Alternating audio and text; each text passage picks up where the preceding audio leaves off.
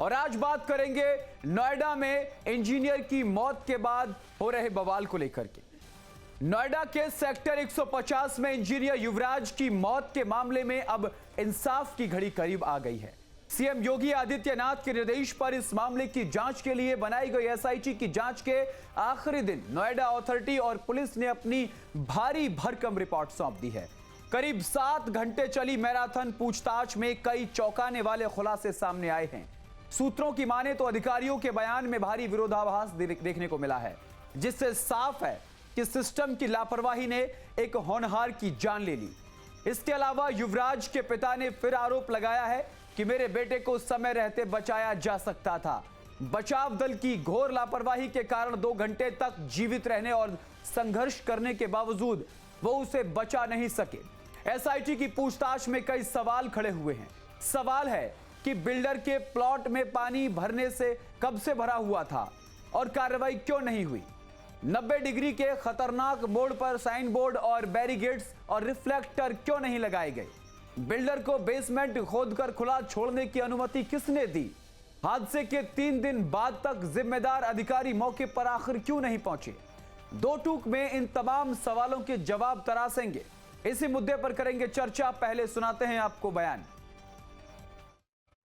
कुछ दिनों पहले जो नोएडा में एक दिल दहला देने वाली घटना हुई, जिसमें नौजवान युवराज की दर्दनाक मौत हुई, इस मामले में यूपी सरकार पूरी तरीके से गंभीर है और योगी आदित्यनाथ ने इस पर एसआईटी गठन किया और एसआईटी ने कई आरोपियों को आरोपी बनाया और कई लोगों की गिरफ्तारी हुई। इस पर पूरी तरीके से प्रशासन जो है पूरी तरीके से सख्त है और नोएडा अथॉरिटी जो इस पर गहन जांच कर रही है और आने वाले समय में उन्होंने ये कहा है कि अब कोई बिल्डर अगर इस तरीके का काम करता है भूमाफिया, तो उसके खिलाफ सख्त से सख्त कार्रवाई की जाएगी, कठोर दंड उसको झेलना पड़ेगा।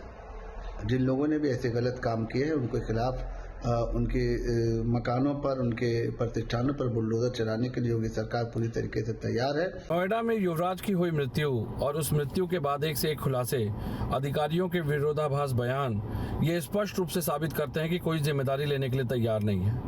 वास्तविकता ये है कि सालों से ये भूमि विवादित रही। जिस प्रकार से गलत तरीके से इसको बिल्डरों को लाभ पहुंचाने के लिए खाली छोड़ा गया था, उस पर वो गड्ढा आज से नहीं बहुत पहले से था। कई बार अधिकारियों ने यह दिखाने का प्रयास किया कि गाड़ी बाउंड्री वॉल तोड़ करके गिरी, जबकि वास्तविकता ऐसा है कि बाउंड्री वॉल वहां पे थी ही नहीं। अब अधिकारी इस पूरे प्रकरण में एक दूसरे के पल्ले पे या एक दूसरे के कंधे पे जिम्मेदारी डालने का प्रयास कर रहे हैं। इससे ये प्रतीत होता है कि उत्तर प्रदेश सरकार जिस तरह गैर जिम्मेदार है और उत्तर प्रदेश सरकार का प्रशासन उससे भी 2 कदम आगे निकल रहा है। अब सबसे बड़ा सवाल यह आता है कि आखिर आज की बहस क्यों। तो आपको बताते हैं।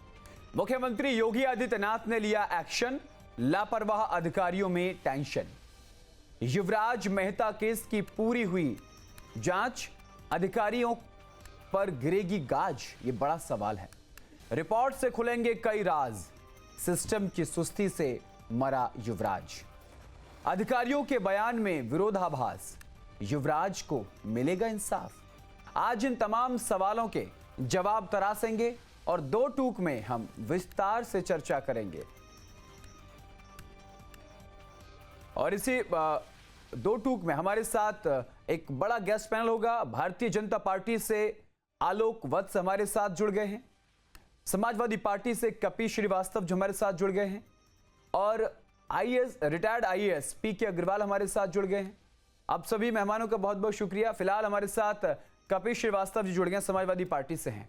समाजवादी पार्टी से कपीश श्रीवास्तव हमारे साथ जुड़ गए हैं। कपीश जी, देखिए, युवराज मेहता के जो पिता हैं वो एक बार फिर से घनघोर लापरवाही का आरोप लगा रहे हैं। आप इस पूरे मामले को राजनीतिक चश्मे को हटाकर अगर देखा जाए तो किस तरीके से देख रहे हैं? देखिए, सिस्टम चलाने के लिए तो राजनीति सर्वोपरि होनी चाहिए। बस अंतर इतना होना चाहिए कि राजनीति सकारात्मक होनी चाहिए। अगर शासन प्रशासन विफल रहा है तो विपक्ष को आईना दिखाना ही एक सकारात्मक राजनीति है जी। और अगर विपक्ष आईना नहीं दिखाएगा तो ये शासन प्रशासन और सुस्त हो जाएगा, कई युवराजों की और जान जाएगी। भाई, हम तो मीडिया की बहुत तारीफ करना चाहेंगे कि कम से कम ऐसे मसले पे जिस पे शासन और प्रशासन की इतनी बड़ी लापरवाही रही है और मीडिया ने इसको मुसलसल और विशेष करके आपके चैनल ने बनाया, इसलिए आप बधाई के पात्र हैं कि कम से कम दूसरी ऐसी कोई घटना वहां घटित ना होने पाए और पूरे प्रदेश में एक नजीर ऐसी स्थापित हो, हमारे मुख्यमंत्री करें। लेकिन सबसे बड़ा नहीं, नजीर तो पेश हो गई ना। जैसे मुख्यमंत्री योगी आदित्यनाथ के संज्ञान में पूरा मामला आया, उन्होंने तुरंत कार्रवाई करते हुए सबसे पहले सीईओ लोकेश एम को हटाया, 3 सदस्यीय एसआईटी का गठन किया, 5 दिन के अंदर अंदर रिपोर्ट सौंपने की बात करी, रिपोर्ट भी सामने आ गई है। तो सरकार स्तर पर तो एक्शन लिया जा रहा है। तो भाई ये कोई एक्शन नहीं। मैं चूंकि पेशे से एक अधिवक्ता हूं, इसलिए बेहतर जानता हूं कि लीगल एक्शंस कैसे लिए जाए। अच्छा, आप बता दीजिए क्या हो सकता है लीगल एक्शन इस पे। और मैं बता रहा हूं उसको, बस आप धैर्य रखिए और सुनिए। मैं आपसे पूछना चाहता हूं, आपके माध्यम से योगी सरकार से पूछना चाहता हूं, एक व्यक्ति की मृत्यु कारित हो गई नेग्लिजेंस से, आप क्या आपने नेग्लिजेंस लापरवाही पूर्वक मृत्यु कारित करने की धाराओं में आपने केस दर्ज किया? और अगर देर किया तो किसको आपने अभियुक्त बनाया? इतने दिनों तक एक एफआईआर नहीं है। डिलेड एफआईआर का मतलब आप जानते हैं? न्याय को विफल करने के लिए डिलेड एफआईआर होता है। और इस ऐसे एसआईटी का क्या फायदा जब आपने एफआईआर ही दर्ज नहीं किया, प्रथम सूचना रिपोर्ट ही नहीं, और आपने एसआईटी नहीं, एफआईआर तो दर्ज हुआ है ना। बिल्डर को गिरफ्तार किया गया है, बिल्डर से पूछताछ की जा रही है, 3 लोगों को गिरफ्तार किया जा चुका है, तो गिरफ्तारियां तो हो रही है ना। नहीं, हमें बताइए ना, क्या जिलाधिकारी की गिरफ्तारी हुई? क्या जिस लोकेश को आप कह रहे हैं कि उनको जो है प्रथम दृष्टया दोषी पाते हुए उनको वहां से अटैच कर दिया गया, एक सस्पेंशन तक की कार्रवाई नहीं हुई जो कि दंडित करने वाली होती है, दंडित करने वाली नहीं मानी जाती जी, वो भी नहीं हुई है जी। और आप बताइए, कोई एक जांच चल रही है। देखिए कपीश जी, मैं वही कह रहा था, शुरुआत में भी आपसे मैंने यही बात बोली थी। देखिए, एक पिता ने अपना बेटा खोया है, सिस्टम की लापरवाही उजागर हुई है, सामने आई है। इस पूरे मामले पे हम राजनीति ना करके हम एक ऐसे निष्कर्ष पे पहुंचे, सरकार सत्ता में कभी आपकी आए तो तब भी आप इसी बात पे टिके रहें कि ऐसा कोई हादसा हो तो जिलाधिकारी के खिलाफ एफआईआर हो, आप तब भी ये बात कह सकें। हमारे साथ भारतीय जनता पार्टी से आलोक वत्स जुड़ गए। आलोक जी, न्यूज स्टेट पर आपका बहुत बहुत स्वागत है। आऊंगा आपके पास, चलिए बताइए। आप प्रथम सूचना रिपोर्ट आप अंकित भी नहीं कर रहे हैं और आप कह रहे हैं एक भी प्रशासक की लापरवाही नहीं। आप मुझे बताइए, जो रिलीफ के लिए लोग पहुंचे, 2 घंटे तक वो तड़पता रहा, आप उनको भी बचाना चाहते हैं क्या? उन्होंने अपनी कर्तव्य परायणता में जो है वो दायित्व का निर्वहन नहीं किया, तो क्या उनके ऊपर उपेक्षा मृत्यु कारित करने की धाराओं में, संगीन धाराओं में अब तक अथॉरिटी के सर्वोच्च अधिकारी पर कार्रवाई हुई कि नहीं? नहीं, मैं सरकार ने एक्शन लिया कि नहीं? जो पुलिस, जो अब कल को और 4 लोगों पे एक्शन होंगे, फिर आप कहोगे अब इस पे भी एक्शन हो। ठीक, आपके सवालों का जवाब भारतीय जनता पार्टी के प्रवक्ता देंगे। ज्ञानेश कुमार की लड़की वहां पर डीएम है, डीएम के पास सैकड़ों लेटर लिखा गया, पक्ष विपक्ष दोनों ने लिखे, उसके बाद भी संज्ञान नहीं लिया गया। चलिए ठीक है सवाल, ठीक है आपके कपीश जी, धैर्य रखिए, सुनने का भी धैर्य रखिए। आपके सवालों के जवाब ले लेते हैं। आलोक जी हमारे साथ जुड़े हुए हैं। आलोक जी, देखिए, कपीश श्रीवास्तव जी का साफ तौर पर कहना है कि एक्शन नहीं लिया गया है, जिलाधिकारी के खिलाफ एफआईआर नहीं हुई, पुलिस को लेकर के कुछ नहीं कहा गया है, इस तरीके की बात कपीश जी कर रहे हैं। ये लोग चाहते हैं जैसे अतीक अहमद और मुख्तार अंसारी का फैसला होता था, गोली मार दो दिन दहाड़े, वैसे ही इस केस में भी ये चाहते हैं कि ऐसा फैसला नहीं लिया जाए। जबकि ये भूल रहे हैं कि ये लोकतंत्र है। यहाँ जब तक मामले की सुनवाई, उसके ऊपर गहन जांच नहीं हो, तब तक कार्रवाई नहीं होती है। जूनियर इंजीनियर सस्पेंड हो चुका है, सीईओ को वहां से हटा दिया गया है, एसआईटी ने नियत समय में अपना रिपोर्ट पेश कर दिया गया और इसके तहत एफआईआर दर्ज हो गई है। कौन दोषी है बताइए, रिपोर्ट पेश कर दिया तो? जो लोग इसमें लिप्त, कपीश जी धैर्य रखिए, कपीश जी धैर्य रखिए, क्या रिपोर्ट दिया, उनके ऊपर सख्त से सख्त कार्रवाई होने वाली है, ये मैं आपको अश्योर कर रहा हूँ। इसलिए कृपया ध्यान रखिए, हम छोड़ेंगे नहीं, बख्शेंगे नहीं किसी उस रिपोर्ट में दोषी बार बार नाम लेना कि ज्ञानेश जी की बेटी डीएम है, ज्ञानेश, अरे किसी की बेटी डीएम हो सकती है, आपकी भी बेटी डीएम हो सकती है, इसका क्या मतलब है? डीएम को अपना कार्य निर्वाह करना है और अगर उनके ऊपर भी दोष सिद्ध होगा, उनके ऊपर भी कार्रवाई होगी। पर अब रिपोर्ट आई है, उसके ऊपर किन लोगों को उन्होंने दोषी माना है प्रथम दृष्टया, ये तो आप पहले देख लीजिए। तिवारी आ रहे हैं, इसमें भी अतीक अहमद आ रहे हैं। आपके पास कहने के लिए कुछ नहीं है, आपके पास करने के लिए कुछ नहीं है। आलोक वत्स भाई आपको- कम से कम डिबेट के अंदर बैठे सुसंगत तथ्य पेश किए। इसमें कहां से आ गए मुख्तार अंसारी, कहां से आ गए अतीक क्यों? अहमद? आप कह रहे हैं कि कार्रवाई होनी चाहिए, कार्रवाई होनी चाहिए। क्या एक कार्रवाई मिनट करें? एक मिनट एक मिनट कपिल जी, जब तक जांच नहीं होगी तब तक क्या कार्रवाई करते हैं बताइए। आनंद कहां से आ जाएंगे? किसके ऊपर कार्रवाई करते हैं? ये जांच का विषय है और जांच हम करवा रहे हैं और अच्छी तरीके से उचित जांच करवा रहे हैं। मनोहर सिंह धाकड़ को हाई लेवल टीम को हमने समय की अवधि दी। अच्छा कपिल जी, ठीक है, वापस आएंगे कपिल जी के पास में आऊंगा। कपिल जी, सर पैर तो कपिल जी आपने सवाल किए लेकिन जब जवाब देने की बारी आई तो बीच में बोलने लगे। मैं आपसे पूछना चाहता हूं, जो मैं पूछूं उसका जवाब दीजिएगा। सुनिए, ठीक है, डिबेट ऐसी नहीं होगी, बात समझिए। क्या जैसे ही मुख्यमंत्री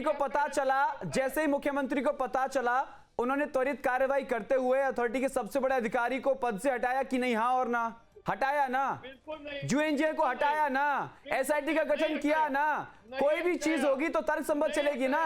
या आप कहेंगे कि ऑन द स्पॉट फैसला हो जाए? ये लोकतंत्र है ना, संविधान है ना, जांच होगी ना। आपने प्रश्न किया है तो आप हिम्मत रखिए, आप भी तो हिम्मत रखिए जवाब देने की। सर बताइए। भाजपा के प्रवक्ता नहीं है। मैं वही कह उत्तर सर, मुझसे लीजिएगा। मुझे सर्टिफिकेट मत दीजिए, आप सवाल का जवाब दीजिए। ना आप पे पूछने वाले होते कौन है?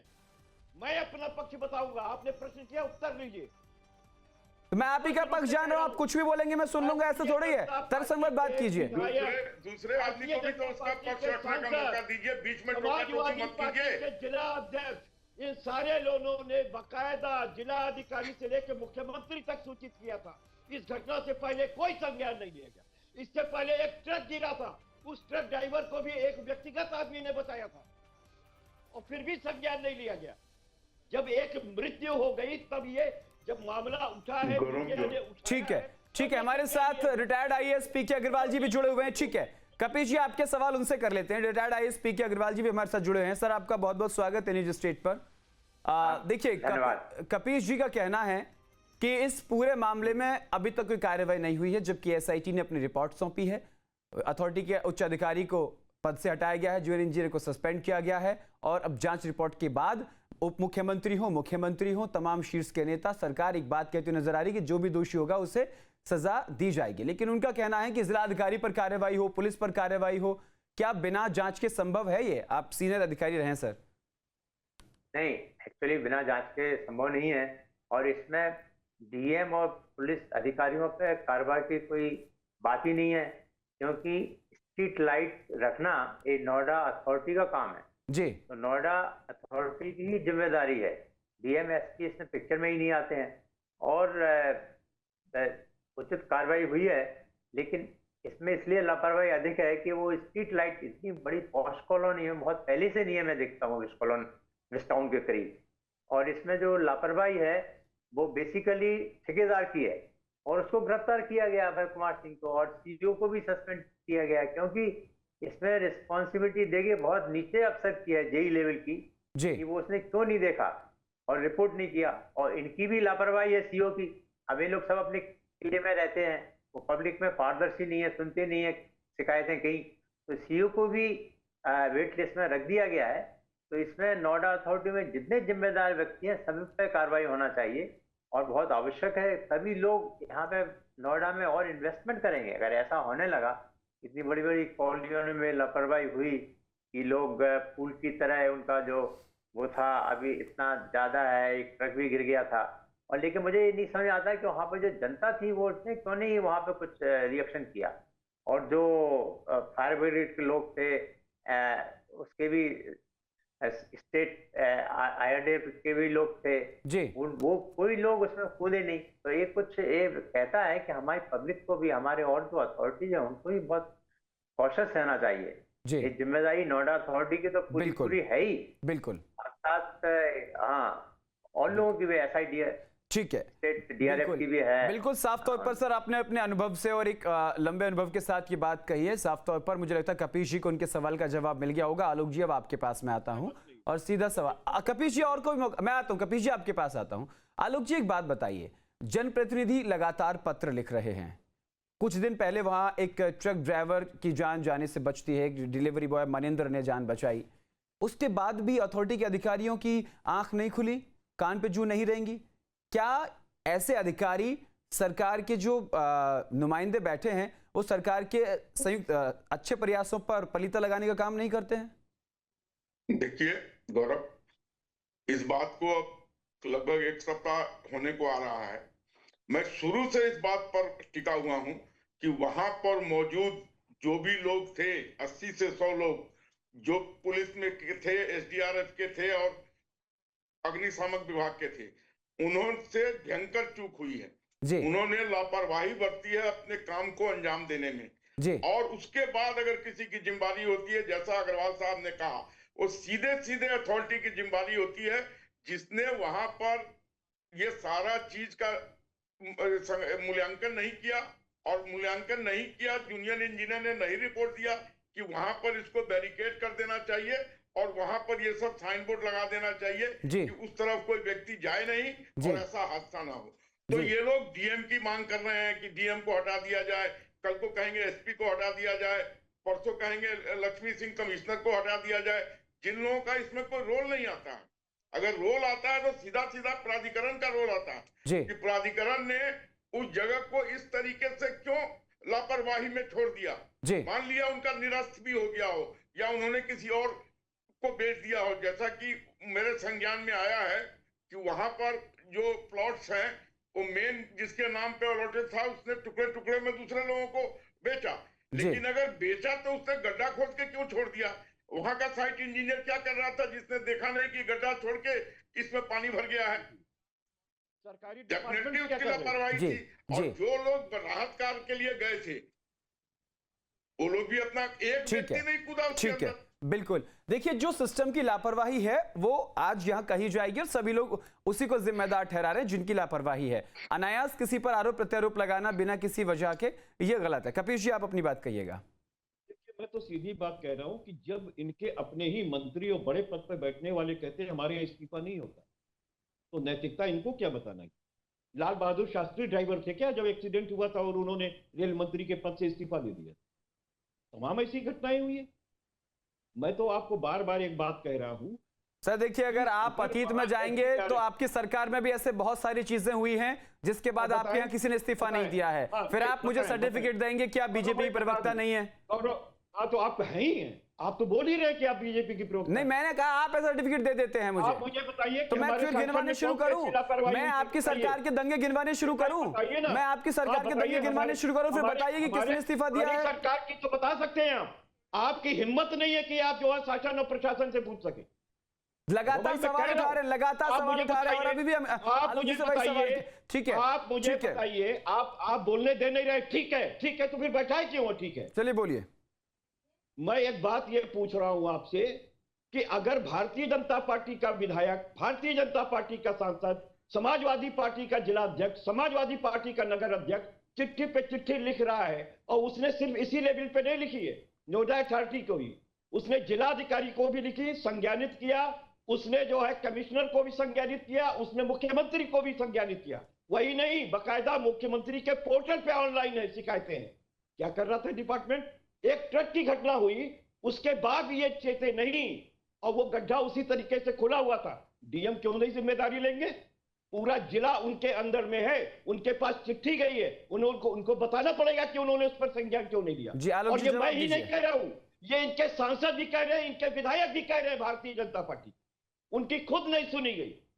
आप बताओ, उन्होंने मुख्यमंत्री को भी संज्ञानित किया था। आलोक जी, जवाब दीजिए। देखिए, ये सारी बातें आप जो कह रहे हैं, आप मुझे अपने जिलाध्यक्ष का वो पत्र दिखाइए जो उन्होंने आज से 15 दिन या 1 महीना पहले लिखा था। दिखाइए। अरे भैया, मत परोसिए। आपको आपके ही लोगों का पत्र दिखा दूंगा, आपके सांसद का पत्र दिखा दूंगा, आपके विधायक का पत्र दिखा दूंगा। तो आप लोग जो कह रहे हैं पीसीआर चला रहे उनके स्टेटमेंट सब हुआ था और आप बचाने के लिए चले आए। आप मुझसे पूछ रहे हैं इतनी बड़ी लापरवाही सामने है और एक युवराज की मृत्यु हो गई, वो आपके सरकार जिम्मेदार है। और अभी तक आपने क्या कार्रवाई की, आप बता तक नहीं पा रहे हैं कि आपने क्या कार्रवाई की। दिखाइए चिट्ठी। एक आपने SIT बैठा दिया, आपने किसके ऊपर कार्रवाई की? मैं तो मान रहा हूं। आपने एस लोकेश को हटा करके आपने ना सस्पेंड किया, ना वहां पर मौजूद कर्मचारियों से चूक हुई है। आपने वहां से हटा दिया, हो गया उसकी सजा। संरक्षण में, यही उसके रख रखाव में, उसके देखभाल में अटैच कर दिया, उस अधिकारी को अटैच कर दिया, ये सजा हो गई। अरे शर्म नहीं आती है? देखिए, मानवता के विरुद्ध कृत्य कर रहे हो आप। मैंने कहा ना, आप प्लीज जब तक लोगों के खून से आपके हाथ नहीं रंग जाते हैं, आपका शासन चेतता नहीं है। तो आप 750 किसानों की हत्या, ठीक है। आपके विधायक का DNA टेस्ट भी 750 किसान चलिए मुद्दे पर रहते हैं। ठीक है आलोक जी, ठीक है आलोक जी, कपिश जी, ठीक है, ठीक है कपिश जी आपके सवाल पे जवाब ले लेते हैं। पीके अग्रवाल जी से जवाब ले लेते हैं। ठीक है कपिश जी, आपके सवाल पर पीके अग्रवाल जी से विधिक राय ले लेते हैं। ठीक है आलोक जी आप वरिष्ठ प्रवक्ता हैं। आलोक जी वरिष्ठ प्रवक्ता हैं, आप वरिष्ठ प्रवक्ता हैं। रुकिए आप रुकिए। पीके अग्रवाल जी हमारे साथ जुड़े हुए हैं, वरिष्ठ IAS अधिकारी हैं, रिटायर्ड IAS अधिकारी हैं। सर देखिए, कपिश श्रीवास्तव जी साफ तौर पर यह बात का जिक्र करते हुए हर बार नजर आ रहे हैं कि कार्रवाई नहीं हो रही है। दरअसल पत्र लिखे जा रहे हैं। जो विभाग है, जो जगह जिस विभाग के अंतर्गत आती है, पहले उस विभाग को कार्रवाई करनी चाहिए, जिलाधिकारी कार्रवाई करनी चाहिए थी। अब देखिए इसमें पत्र लिखे गए हैं, कार्रवाई नहीं हुई, एक अलग बात है। और इसमें जो उसका तंत्र है शिकायत का, वो क्यों त्वरित नहीं कार्रवाई हुई, इसको देखना पड़ेगा।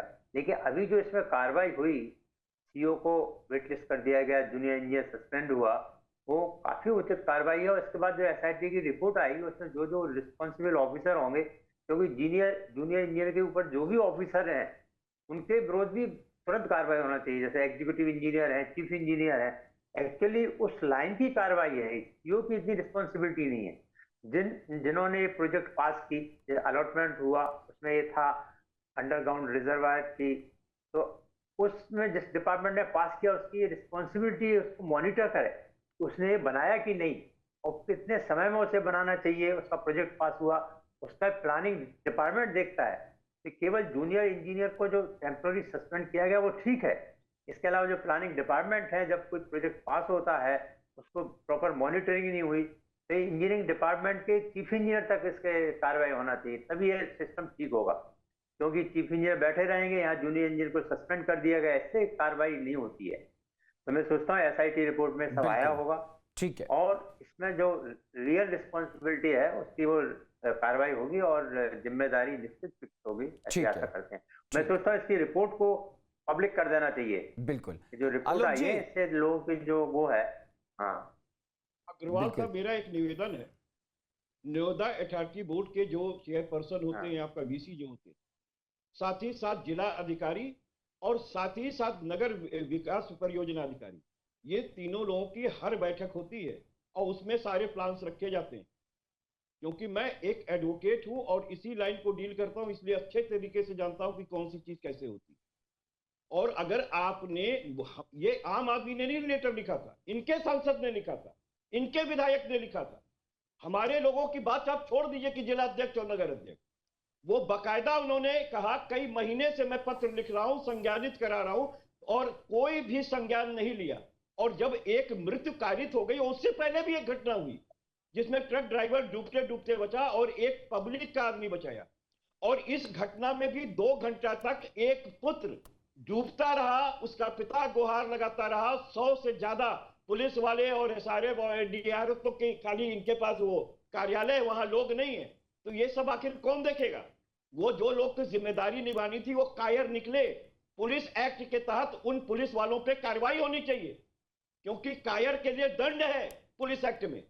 क्यों नहीं अभियोजन के लिए जो है FIR दर्ज किया गया? ठीक है आलोक, ठीक है। अब आप जवाब ले लेते हैं, आपने सवाल अच्छा किया, जवाब ले लेते हैं जी आलोक भाई। मैं आपकी इस बात से सहमत हूं कि जो लोग भी उसमें दोषी हैं, कायरता दिखाए हैं, निकम्मापन दिखाए हैं, अपनी जिम्मेवारी को पूरा करने से पीछे हट गए हैं, उन सबके ऊपर कार्रवाई होनी चाहिए। लेकिन लोकतंत्र है, SIT का रिपोर्ट आ चुका है।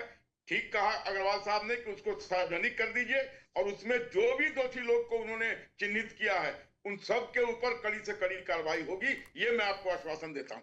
बिल्कुल। एक भी नहीं अच्छा, एक बख्शे चीज और बताइए आलोक जी, एसआईटी की रिपोर्ट सामने आ गई है, प्राधिकरण की जो है पूरी लापरवाही सामने आई है, प्राधिकरण के 3 अधिकारी हैं, उनकी लापरवाही भी सामने आई है, उन पर भी एक्शन लिया जाएगा अब?